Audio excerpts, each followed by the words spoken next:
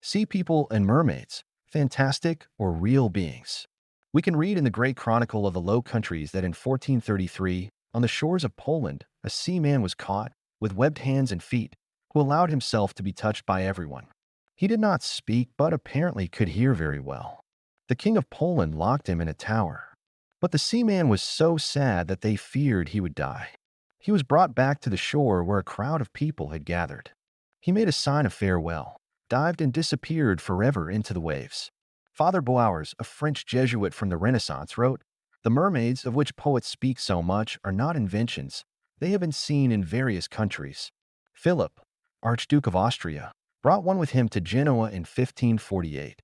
Another appeared on a beach in Holland at the beginning of the century. The 16th century king of Portugal, Manuel I, nicknamed the Great or the Blessed, has a glorious reign.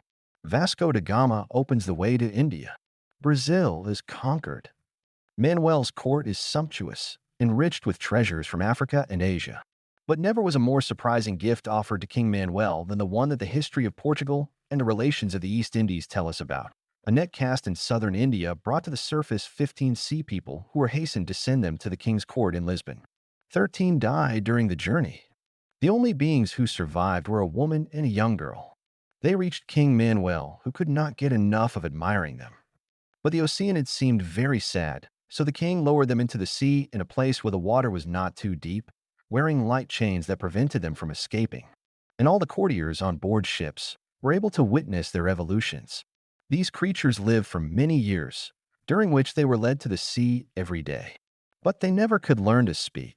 Here is an incident extracted from the Chronicle of the Netherlands. In the year 1430, after a great flood, some young women from the city of Edam, on the shore of the Zuiderzee Bay, found an Oceanid almost covered with mud. They brought her to Edam. Then she was transported to Haarlem, where scholars examined her and tried in vain to teach her to speak. They were obliged to watch her, the chronicles say, lest she should throw herself into the water, even into the small rivers. These chronicles also relate that in 1700 a seaman was captured who lived only 3 days, and who was admired by the entire population of Amsterdam. Let us now search the British archives. An English ship, whaling in the waters of Greenland, suddenly found itself surrounded by 60 small boats in which were seamen. The captain lowered his boats into the sea. But when the Oceanids saw the sailors approaching, they suddenly dived with their boats and never reappeared. Only one creature was captured. They brought it on board. It was apparently a man, but it had webbed hands and feet.